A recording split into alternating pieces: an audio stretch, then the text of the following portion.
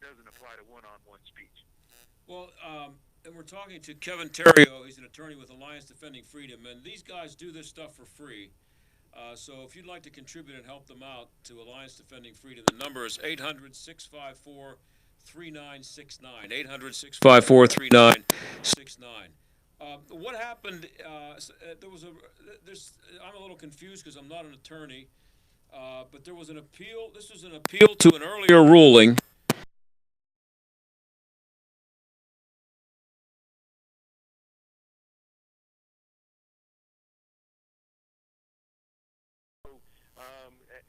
An ADF case, and one of the cases we funded involving Ms. McCullen in Massachusetts, where she was banned from even standing within 100 feet of the entrance to an abortion facility. And the Supreme Court said, you can't do that. This is clearly going way beyond what cities can do and states can do when they're shutting down speech on a sidewalk. And because of that case, that made our argument that the rest of this ordinance in Pittsburgh that's been under litigation for almost 10 years now, the rest of the ordinance is problematic, and the Third Circuit agreed with us.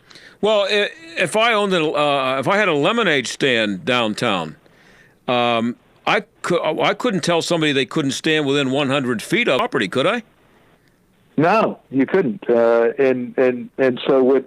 And one of the important things to do is to keep in mind is even if you're trying to you're not censoring certain viewpoints or certain topics, it doesn't matter. A sidewalk is designed or meant for the advocacy and communication of ideas, and it's been, the Supreme Court has said that that's one of the places, like parks and other places, that are where speech is the most protected. And even a little burden on speech is problematic because that's where we engage one another in a free democracy like we have.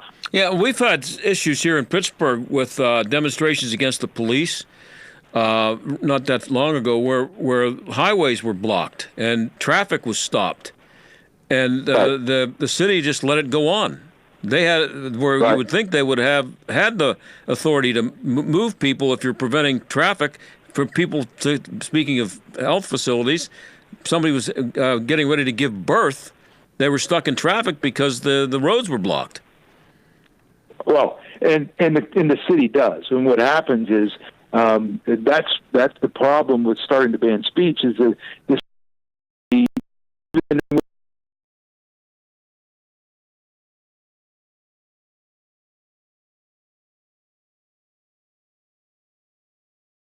in the business of determining which views are acceptable and which aren't. And that is hugely problematic. And the Supreme Court said just last year that government officials can't do that. And Mayor Bill Peduto has been happy with this law. And so what was the city, you guys won, but the city was making an argument. What was their argument? Is because years ago we had some people that were violating the law by possibly doing some blocking or harassing, that they're justified in shutting down the whole sidewalk to speech, even for people like my clients who only engage in peaceful one-on-one conversations.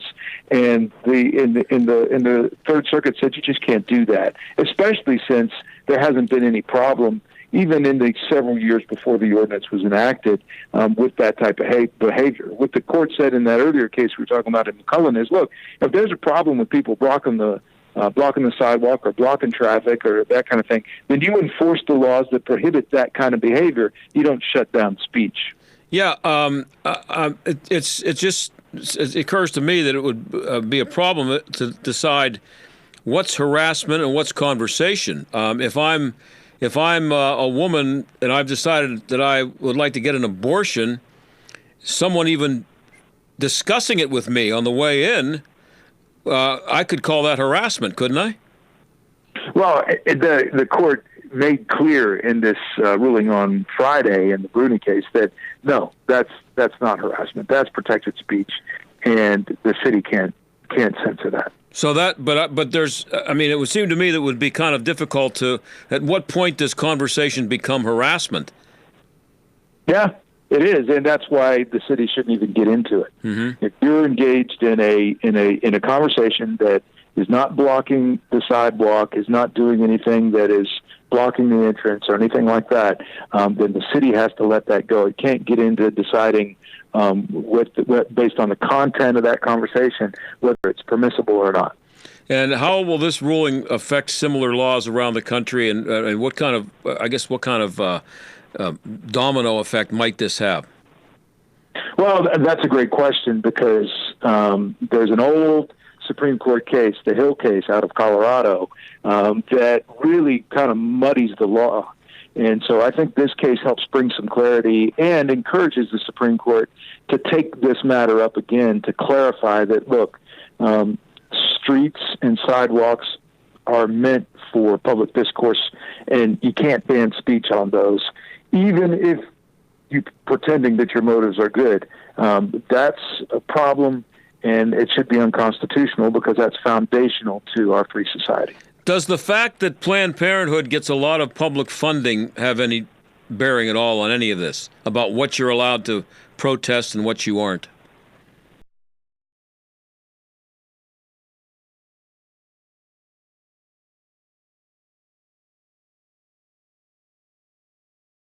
Getting, millions of dollars a year, and $500 million a year in government money from one form or another, and they use that money for political purposes.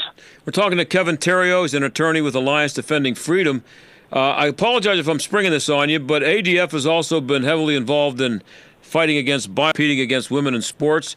A transgender cyclist, a man, made a mockery out of a race in the UK over the weekend, set a women's world record. Where are we on that, and what's it going to take to put an end to this insanity? Because I just see it, as I say many times, it's a train coming down the track. I don't see how it's stopped. Yeah, well, this undermines equal opportunities for women. The other civil rights that have been put in place to protect equal opportunities for women are in jeopardy when you allow men to compete as women. And we represent several young ladies in Connecticut who have worked hard for scholarships and are now competing against men and not able to, and they are getting, they're shattering the records in the state of Connecticut that were established by girls. These boys competing as girls are now breaking those, and it's affecting these girls' ability to get scholarships. And so it's a real problem not only for women's athletics, but for women in general. If you redefine sex to mean gender identity, it creates unfair situations for women and girls. And it seems like it's taking a lot of women, at least especially obviously on the left, a while to catch on to that. Yeah, I think it is, although we have some important allies that aren't necessarily conservative folks that are pro rights for women who are very concerned about this, and they've taken a stand and have suffered the wrath of the left for that. But they're right when you say that there's no difference between men and women. I think it demeans women, and it undermines not only the way God created us, but certainly the respect that we've had for the differences between the sexes, even though they're equal. There's nothing wrong with making sure that women are allowed to go into have their own changing rooms and places to shower instead of just allowing a man to go in there. Kevin, I'm out of time. I appreciate it as always. We love having you guys from Alliance Defending Freedom on. I'll give the number again later where people can contribute. But thanks a lot. Appreciate you having me. Okay, we'll be right back. With SRN News, I'm Keith Peters in Washington. President Donald Trump says he still wants to get all U.S. troops out of Syria, but Israel and Jordan have asked him to keep some in Syria. We've been asked by Israel and Jordan to leave. A small number of troops is a totally different section of Syria near Jordan and close to Israel. And that's a totally different section. That's a totally different mindset. President Trump says the U.S. fought with the Kurds but does not owe them protection. Nobody ever committed, gee, if you do this, we're going to do that, we're going to stay. On Wall Street, the Dow up by 57 points to close at 26,827. The Nasdaq rose 73. The S&P 500 up by 20 points. Oil down 47 cents. It closed at $53.31 a barrel on the New York Mercantile Exchange. This is SRN News. 1 year ago, my book, Gold is a Better Way, became a national bestseller. It remains at the top of the charts today. Since that time, gold is up more than $300 per ounce. Hi, my name's Adam Barata. I teach investors about gold. Now, you can buy my book, or even better, watch my latest video presentation right now for free. It's called The Great Devaluation. It was seen live by thousands at my annual Gold Summit and explains how central banks have lost control, why stocks and bonds are set to collapse, and why gold will soar to $5,000 per ounce in the next few years. People are calling it the best presentation on gold they've ever seen. Just text the word GOLD to 49776. I'll send it to you right now, no questions asked. Text the word GOLD to 49776. Text the word GOLD to 49776. We promise to add massive value before ever asking for your business. Text the word GOLD to 49776. Jay Sekulow explains what the Democrats are doing. This is a charade taking place in the House of Representatives. This is Adam Schiff and his colleagues trying to weaponize the execution of the United States Constitution. And I don't care if you're a Republican, Democrat, Independent, whatever your party affiliation might be. Let me tell you what you don't do. Don't trample on the U.S. Constitution. Jay Sekulow live, weeknights at 6, right before Larry Elder at 7, on AM 1250. The Answer. 1776 Freedom's Calling is hosting an evening with Dinesh D'Souza, best-selling author and documentary film producer, on Thursday, October 24th. This event's new location is the Antonelli Event Center in North Huntington, PA. 1776 Freedom's Calling is very honored to be the only committee in Pennsylvania collaborating with Dinesh D'Souza to inform the Commonwealth about the detrimental effects of socialism. Go to 1776freedomscalling.com. If you're worried about market volatility or the possibility of losing money in the next market crash, the time to act is now. Effective financial management involves identifying opportunities. And with a 10-year bull market run, markets around all-time highs, and a highly contested election cycle right around the corner, we have an opportunity now to protect what's important. Don't risk losing a significant portion of your life savings in the next market downturn. Call Hunt & Associates today, 844-366-HUNT. That's 844-366-4868. Community Bank, City Mission, #1 Cochrane, Highmark Stadium, Peters Township Community Center, Angelo's Restaurant. What do all these businesses have in common? Nello Construction. Design and build with one company. Nello Construction. Full service construction from the ground up. Renovation. Expansion. Nello Construction. The choice for business. See the projects. Begin the journey at nelloconstruction.com. Hi, this is Tunch Ilkin for my good friends at Calusi Chevrolet, and it is officially Chevy Truck Month. Calusi has a huge selection of Silverados in stock, and right now you can qualify for over $9,500 off the MSRP on select models of the new 2019 Silverado All-Star. Plus, Truck Month, there's no money payments for 90 days for well-qualified buyers, and when you find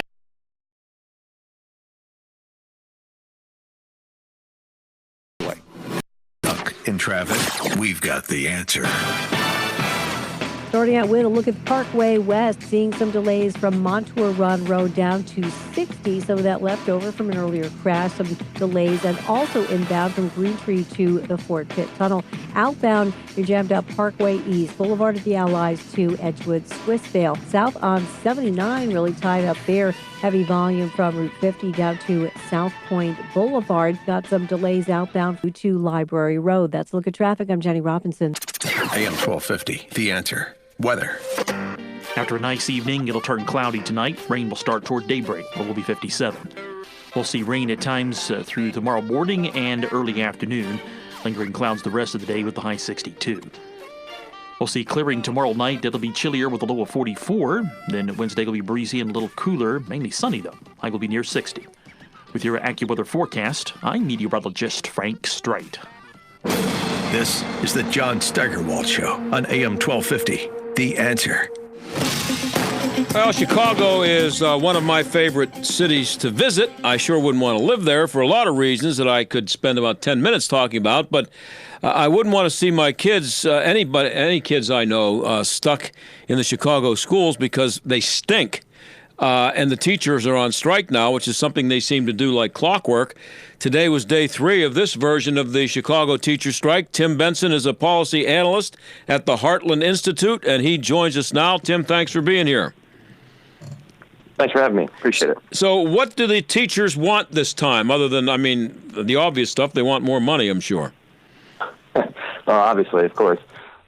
It's more of what don't they want this time around. They want higher salaries. They want to lower the amount of money they have to spend on their healthcare costs. They want lower class sizes. They want the building of 55 additional schools, even though the attendance rate at CPS has been dropping over the last decade. They want thousands of hired on nurses and that sort of thing, librarians, all that stuff. And then they also want affordable housing built for their members and for students at Chicago public schools. Well, that would seem, saying that they want affordable housing built for their students, that would seem to be something that might be a little bit outside of their boundaries, a little bit. I mean, when did teachers, when did they start getting involved in that? Nicer cars for all the kids. Sure, right. Now, yeah, this is a big push for them this year. They threatened to strike a couple of years ago. They did strike in 2012. They've noticed what's going on around the country in West Virginia, Washington, a few other places with teacher strikes, and they think that this is the right moment for them to ask for basically everything in the kitchen sink.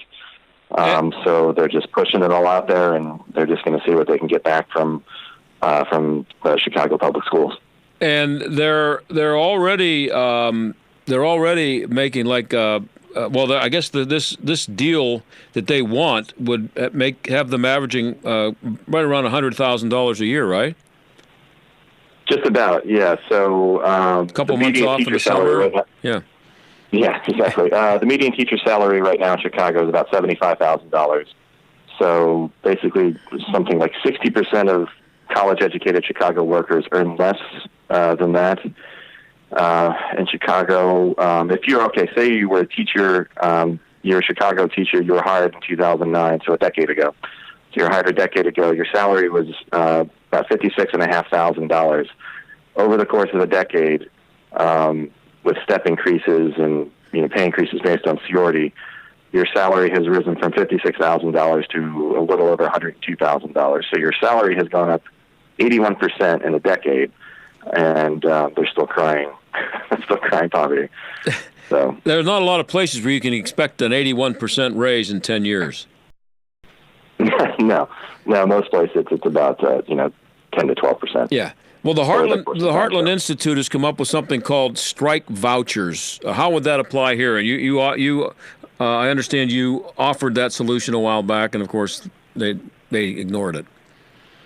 Yeah, we came up with that about 4 years ago when the last strike, or about 3 years ago, excuse me, when the last strike was, when the teachers were talking about going on strike again. So basically how it works is, since teachers go on strike, these kids have nowhere to go. We have hundreds and hundreds of thousands of kids. They're just, parents don't have anywhere to go. They either have to stay home from work or, find some sort of alternative to, where they, for all the time that they're in school.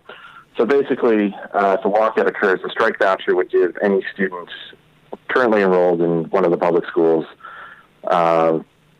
access to a safe place where the learning could continue. So basically in Chicago, we came up with about $50 a day for each strike-displaced student to go to any charter, private, parochial school in the district with the room to take them in for the day. This could work for other non-school institutions, libraries, museums, boys and girls clubs, YMCAs, that sort of thing. A few museums did this in the last strike in 2012, but the parents had to pay for it. This would give parents the opportunity to be able to send their kids there for free. And also, it would harm or work against the threat of more strikes. So if a strike lasts 10 school days, right now Chicago's at 3 school days. Under this plan, 10 school days, that strike voucher would shift into a student opportunity scholarship, is what we call it. It's basically an education savings account, so that if their kids are out of school for 10 days during a strike, the parents could opt into this SOS account, and then their child would stay in that school that's taking them in, like I said, a charter, private, parochial, whatever, and their child could stay at that school for the rest of the year and on, and that money would be taken out of the back pay teachers normally get when they go on strike. So they don't get paid when they're on strike, but what they do when they negotiate, a collective bargaining agreement, is they get that back pay put back in. So they really don't lose any money. So if you go on strike for 10 days, you get 10 days pay back. Right. When you come back. Normally they build that into the next contract. Yeah. So. Right. So the strike is only costing the city and not the actual strikers anything. But everything you described there is not something that teachers like. School choice, charter schools, they don't. I think one of the demands I saw was that there would be no more charter schools. Why are they so opposed to charter schools? Well, mostly because charters do their jobs. Charter schools do a better job educating their charges than the public schools do. I mean, Chicago really already has a moratorium on new charters in the city. This would just extend it even longer. So there's already 121 charter schools in Chicago right now, and they serve about 57,000 students. 98% of those students identify as students of color. 88% of those students are low-income students that receive free or reduced price lunch. Those are both higher than the Chicago public school average. Chicago charters also enroll a higher percentage of special needs students, and then of course the charter schools, the kids there, show higher attainment in college and university enrollment rates. They have higher standardized test scores. They complete more college coursework. They also attend school more often, and they're more engaged. And so, I mean, they just and they do it for less money than the Chicago public schools do. So that's the other reason. They just don't want any sort of competition. That's all. Right. I had somebody on the show. I can't remember who it was. We had a discussion about attendance, and the amount of absences by students is just unbelievable. Like 20 days is nothing, and that doesn't sound like a lot, but that's 4 weeks out of a school year where a kid is absent with no excuse. Just they're absent. They just don't show up. Right. And I'm sure that happens in Chicago. I mean that's a big problem in Chicago. There's a large percentage of kids that are considered truant. The other problem is there's lots of teachers who aren't showing up to work either. They want more sick days too, I see. Right. There was a study that came out a couple of years ago showing I think like 30% of Chicago teachers were considered chronically absentee, meaning they missed at least 10 school days a year. 30%? Through absences. 30%. Compared to only about 5% in the charter schools in the city. Wow. So when teachers, and there's lots of empirical evidence and research on this that shows when teachers are out for that long of a time, it has a really serious effect on students' test scores and their attainment, math, science, reading. I know what it was like for me when a substitute teacher showed up. Well, that usually meant a lot of fun for the kids in the class because nobody had to do anything. All right. So, but if you look at the results of what these teachers have been doing, test scores, it would seem to be pretty obvious that they should be taking a pay cut because they've failed. Kids can't read and they can't do math. Other than that, they're doing a nice job. The test scores pretty poor. It's called the Nation's Report Card. It's a report that comes out every year.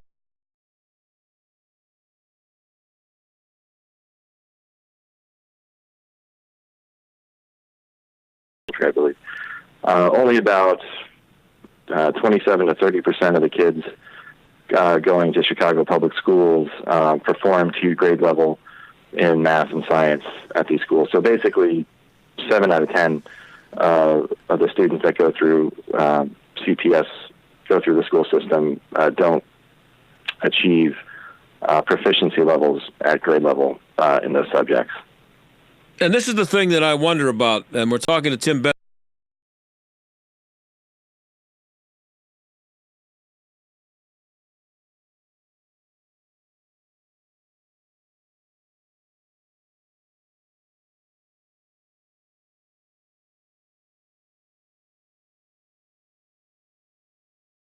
Being the government response to the strike is always, well, you know, we love the job that you're doing, we just don't have any more money. Nobody ever says, you guys are doing a bad job. Nobody can read. Nobody can do math. What are you asking for a raise for? You should be giving money back. Why does anybody ever say that?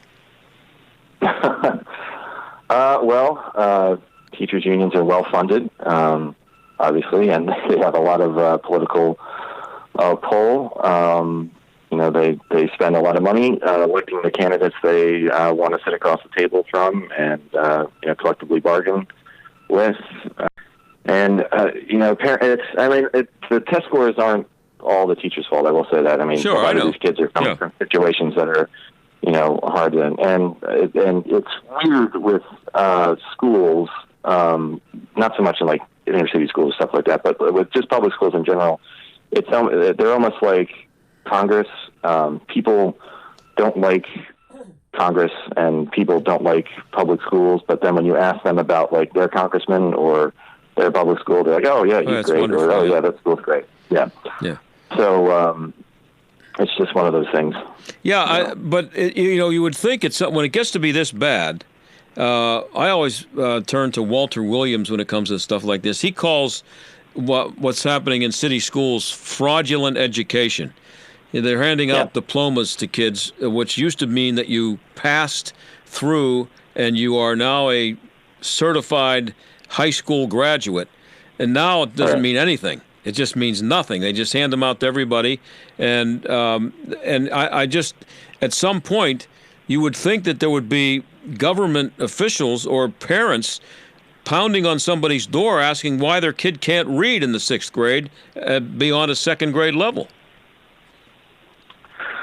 Yeah, I agree. The people that are most in favor of choice programs, of vouchers, charter schools, education savings accounts, tax credit scholarships, all those sort of things. Those are the people those kids are stuck in these terrible schools and are looking to get their kid a way out. And it's just, they don't have a lot of muscle politically, and it's just there's a lot of entrenched interests. Teachers' unions are some of the biggest public interest groups in the country, considering their membership numbers and how much money they spend on the political process and on, I guess you can call it propaganda and whatnot. It's hard for these parents to fight that behemoth. Yeah, and again, it's a monopoly, and monopolies are never good for the customer. No, absolutely not. So that's when we get to school choice, right? I got about a minute left, and you guys have talked about that at the Heartland Institute too. Yeah, school choice. That's the way to go. There's copious empirical research.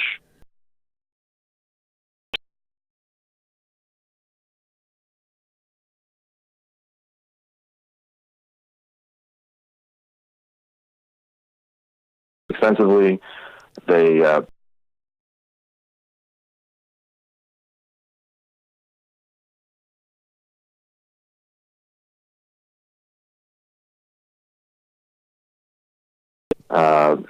students at private schools and choice schools are less likely to experience alcohol abuse, bullying, drug use, fighting, all that sort of stuff.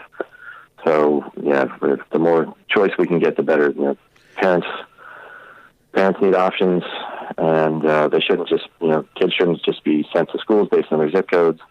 And so yeah, that's where we are. Hey, Tim, I'm out of time. I appreciate you being here, and keep up the good work there. Thanks a lot. Thanks for having me. All right, that's Tim Benson of the Heartland Institute. We'll be right back.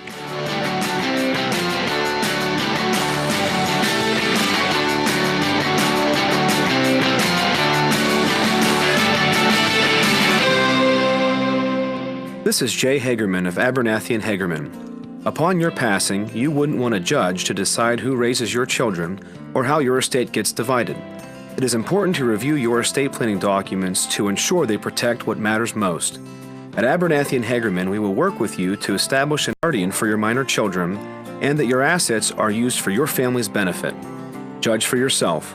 For legal help that lasts a lifetime, visit a-h.law. Some window replacement companies offer only one window model that might not meet your taste or budget. At Pella, we determine which window or door style will give you the features you want in 3 types of materials. Pella has blinds between the glass, innovative screening options, and lots more. Don't settle for a one-window model choice that really is no choice at all. Right now, save $150 off windows and $500 off doors or 48 months no interest.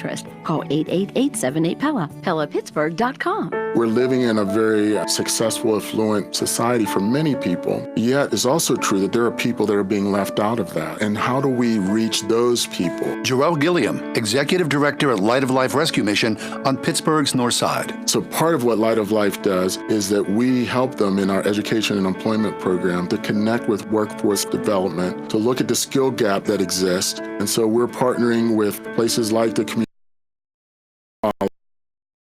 We're taking our clients, once they are clean and they are on, now they get credentialed to work with.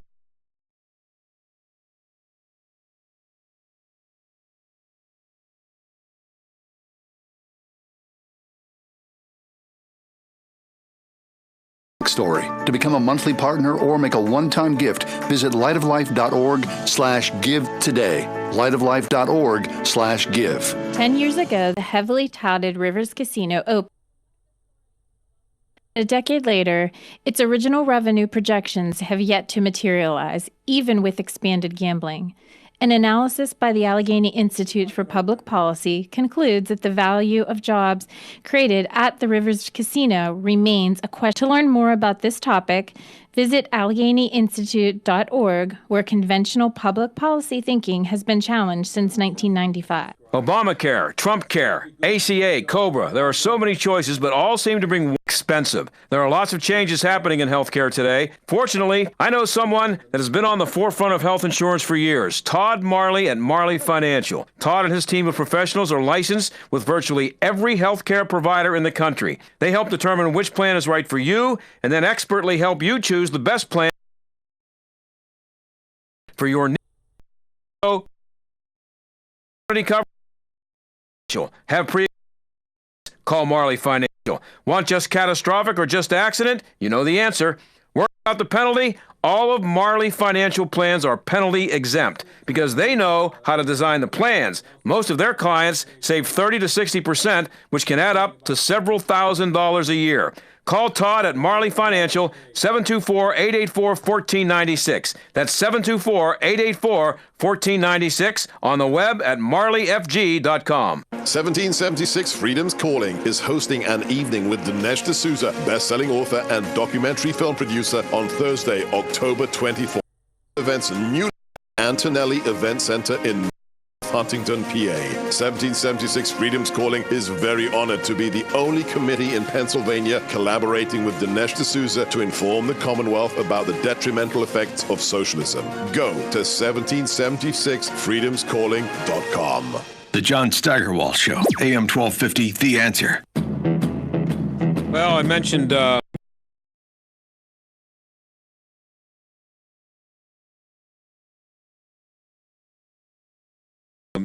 there was another story of a transgender man. It is a man thinking that he's a woman.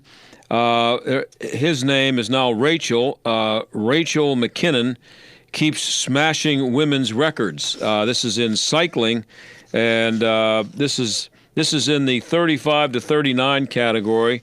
This person named Rachel, is 37, not only set a record in the 35 to 39 category, but also won the 200-meter gold medal at the Masters. She is a Canadian, beat out an American named Dawn Orvik and someone from Denmark. And this person also won the 2018 UCI Masters Track Cycling World Championship in Los Angeles. This person, McKinnon, said that I haven't won any Olympic medals. I haven't won any elite world championships. And before the race, defended the right of this McKinnon defended the right of transgenders to compete alongside natural-born women. He said that preventing trans women from competing is denying their human rights. And I'll say it again. I'll keep saying it. And if you're listening and you have daughters, granddaughters, nieces, sisters who compete as athletes, and you put up with this, shame on you. These women who saw this person who claims to be a woman show up should have just put the kickstand down on the bike and walked away and said they're not competing. It's the only way to do it, and it's going to keep happening. And also keep in mind, we've tried to get both Connor Lamb and Mike Doyle on the show. We've just sent another email out to them today. I want them to talk about this because they are Democrats, and Democrats unanimously support the Equality Act, which allows stupidity like this to happen. And I want to hear Mike Doyle and Connor Lamb say it's okay. We'll see if we can get them on. Talk to you tomorrow.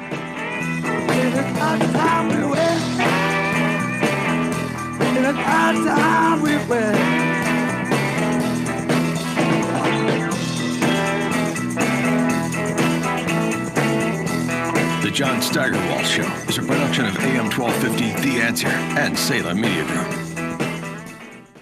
Community Bank. City Mission. #1 Cochrane. Highmark Stadium. Peters Township Community